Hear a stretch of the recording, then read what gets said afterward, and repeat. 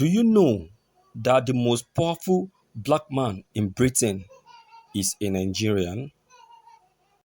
Saken Afunezi Olisa is a powerful man. In fact, he is the human definition of the popular Igbo saying that a big masquerade doesn't need noise to establish its size. He is the most influential black man in the political and economic spheres of Britain. To buttress this a bit, until Saken turns 75, he would remain the only black man who can represent the Queen of England or any member of the royal family in an official function as the Lord Lieutenant of Greater London, a representative of Her Majesty in Greater London comprising the 32 London boroughs. He has held this position since May 29, 2015. Furthermore, he was appointed as an officer of the Order of the British Empire in the 2010 birthday honours for services to homeless people in London and a Knight Bachelor in the 2018 New Year honours for services to business and philanthropy. In 2018, he was awarded honorary doctorate by Kingston University and by Nottingham Trent University. Sir Ken is a freeman of the City of London, past master of the Worshipful Company of Information Technologists, a former director of Thomson Reuters Foundation, president of Thames Reach, a charity working to shelter and resettle the homeless in London, founder and chairman of the Powerlist Foundation, now the Aleto Foundation, fellow of the British Computer Society in 2006, life fellow of the Royal Society for the Encouragement of Arts, Manufacture and Commerce, past member of the Government Women's Enterprise Task Force, governor of the PBB Trust for a decade, and a head of the West Lambeth NHS Trust for 3.5 years. His experience of regulation is substantial. He has been a regulatee of the FSA since 1993 and a startup regulator twice, first as an inaugural Postal Services Commissioner from 2001 to 2004, and more recently as a board member of IPSA, the body charged with managing NPS expenses, pay and pension. Olisa is also a patron of several charities including School Home Support SHS, a charity helping disadvantaged children and young people overcome barriers to education such as poverty, domestic abuse and housing issues. For a charity which funds scale-up initiatives for other charities and the Black Cultural Archives. In 2019, he was appointed president of London Youth. But Olisa was not born with affluence. He was born in Nottingham in 1951 of a Nigerian father and a British mother. His father left him and his mother to return to Nigeria in an undisclosed date.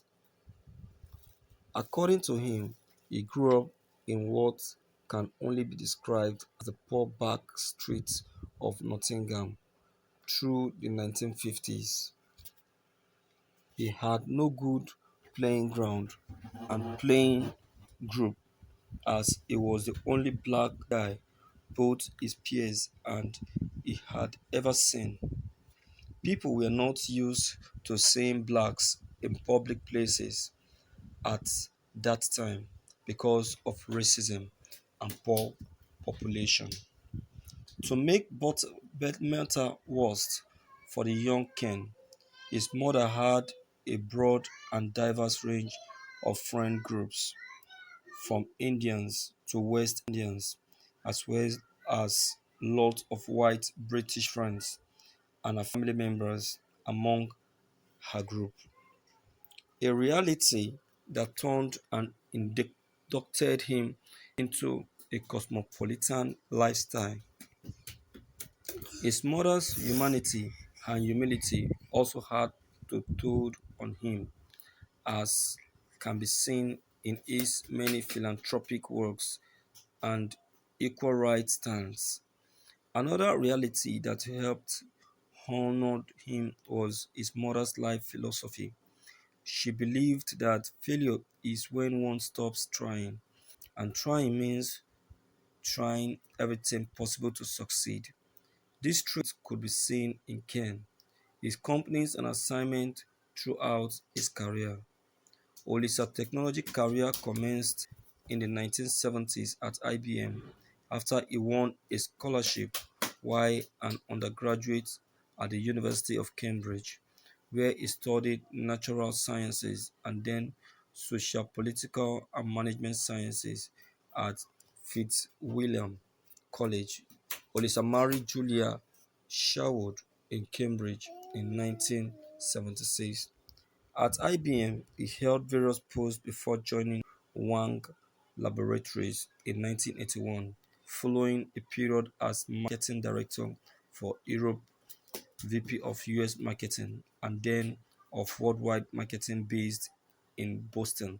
He was appointed senior VP and general managing manager of Europe, Africa, and the Middle East, located in Brussels. He led the team which restored the EAME operation to profitability, following which he launched an unsuccessful management buyout, resulting in his departure in 1992. Thank you for listening to this news. Viewers, this is the biography of a Nigerian and of an African man based and naturalized abroad. Who says we don't have great people in Africa? Who say we don't have great people in Nigeria? We have, but the fact is that we have refused to recognize the greatness in us. We have refused to recognize the God gifts, the gifts of God in us. We have a gift.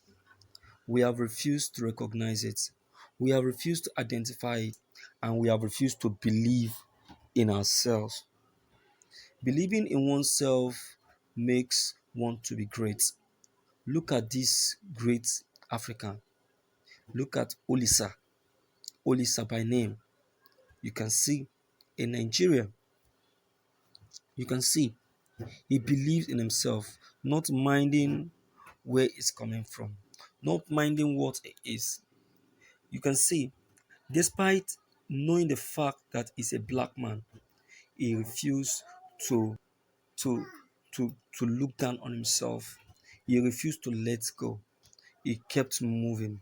He believes that he is born to be great. He is born to be different. In the midst of his peers, he worked hard to be the best. And while working hard to be the best, he ended up being seen as the best. Look at what's happening. It is said that he is always a better selection to the Queen of England. You can see, you can see that is because of his integrity and human respect. So, as Nigerians, let's learn to believe in ourselves. Let's learn to clothe ourselves with dignity. Let's learn to have confidence in ourselves as we work towards